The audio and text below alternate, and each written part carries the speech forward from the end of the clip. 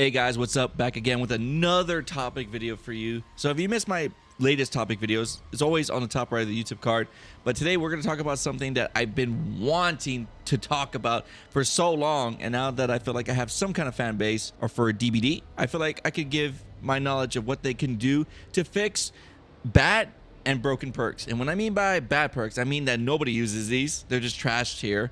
And when I mean by broken perks, I feel like that these perks are just either not fun to play against or just too good, if that makes sense, right? Like it's just not fun. They're like kind of unfair in a way. I don't know why it's never been even mentioned. It's been in the game since it first came out, and that is Monster Shrine. Now, if you take a look what it does, yeah, it's shit. It sounds and it looks and it does play like shit. Monster Shrine, it only works with these percentages in the basement. Now, you were like, well, that would sound great with, like, you know, people like killers like Leatherface, Trapper, I don't know who else, maybe Huntress. No, these percentages are just not even great. And here's how you can fix it, okay? First of all, make Monster Shrine work on all the hooks and put a 10% faster. And you're asking yourself, why, Jay? Well, first off, if they figure out that you have Monster Shrine, that's going to get them off the gens. And like, you don't, like, you know, survivors are not gonna get a notification that you have Monster Shrine. They're just gonna be like, holy shit, dude, come get me, because fuck, like, you know, the hook is like, I'm dying off the hook, dude. You're taking your sweet ass time on this. You're like, but Jay, the killer is gonna be camping. Now, see this. It only works if the killer is out of the terror radius. So if the killer is in the terror radius, the perk is not active. So it's kind of like the same way with like Spine Shield, like, you know how it goes off and on. So like, if the killer's away, it's on. If the killer is close, like in terror radius, it turns off. So think of it as like that, like where it's like Spine Shield turns off and on. And not only that, it does 10% faster for all the hooks. You cannot escape if you self unhooked yourself. So you have 0 chances, not 4% like it does for other people. And yes, this would counter Deliverance. And you're like, whoa, Jay, I don't know about that. But I want to hear your guys' opinions on that, the Monster Shrine. All right, another perk that we could talk about that needs to be fixed is because it's a shit perk. It is Beast of Prey. If you're looping a killer, you see the red light, so you know where the killer's at. If he's in front of you, behind you, this plays a lot in high rank gameplay. Now, the way I would fix it is that make it towards like it is Dead Hard, like where it has an active ability button. So the way Dead Hard works is that once you're injured, that, you know, you can activate it, and, you know, you can dodge a killer from it. Same way for Beast of Prey. Once you activate it, yes, it will have a cooldown for 40 seconds or maybe less. We have to test this out. I need to see how, you know, good or bad it is.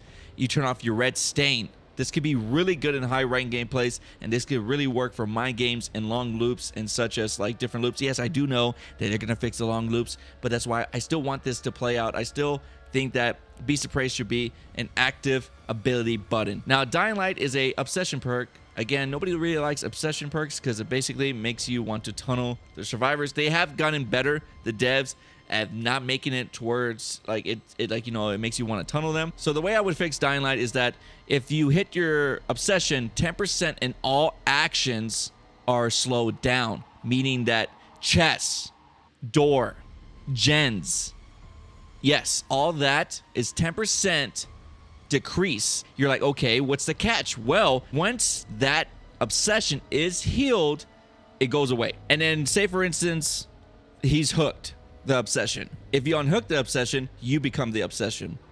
And now he doesn't have to tunnel that person every game. So it's kind of like what they're doing right now with their newest perks. I forgot the name of that perk, but there's a perk that does the same thing, where it switches off obsessions at different people. But I still think this is great. So like, it doesn't force the killer to tunnel the person, but he does still get a benefit from it. 10% is actually pretty good. It slows down the survivors big time for 10% until that survivor is healed.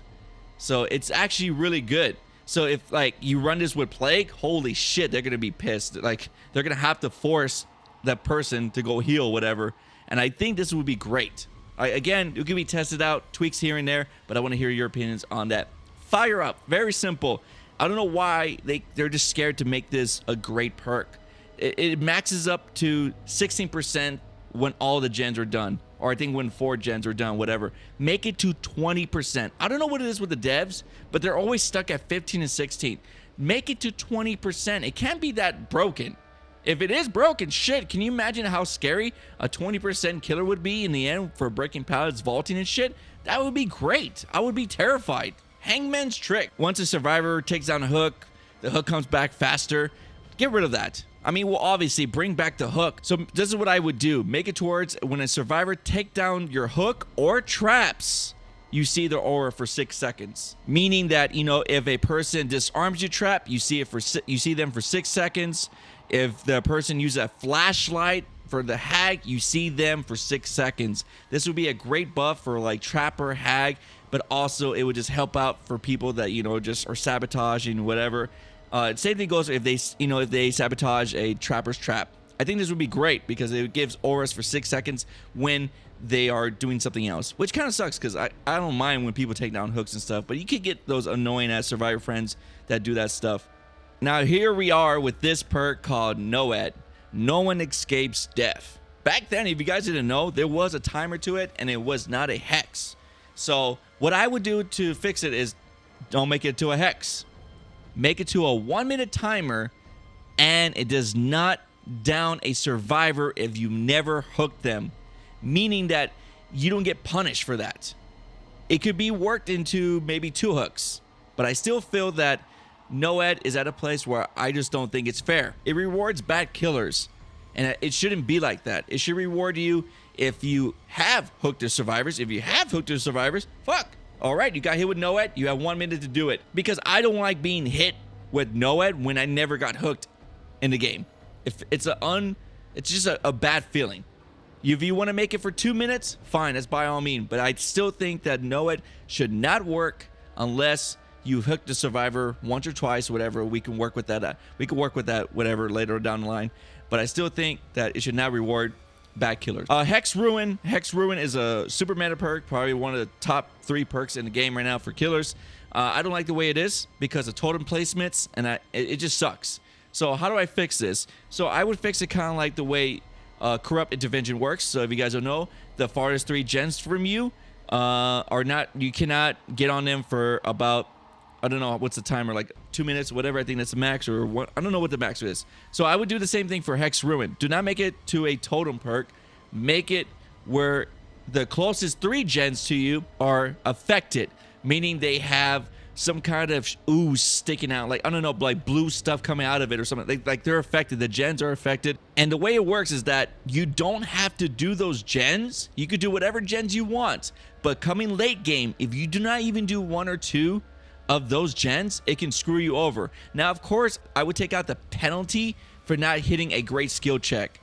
Take that away. Just make it to where those 3 gens are slowed down. Take away the great skill check and just make 3 gens. Only 3 gens affected. Again, you don't have to do those gens. But coming late game, you might be screwed, so you're going to have to do them. The next perk, we're going to talk about very simple. Tinkerer. Tinkerer is a perk that you get with Billy. It's 12 seconds, which goes by like that.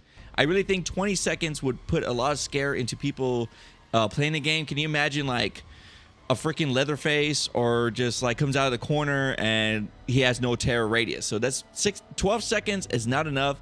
I would either bump it to 15 or 20 seconds, because I really think the game needs more scare tactics and just needs more scare into it, because I like to get scared by Myers. I think Myers, or maybe Ghostface, can change that. I just want more perks that has something to do around with scaring people. Dark Devotion is actually really good. It's just not really meta right now, but like I would love to see a buff towards Tinkerer.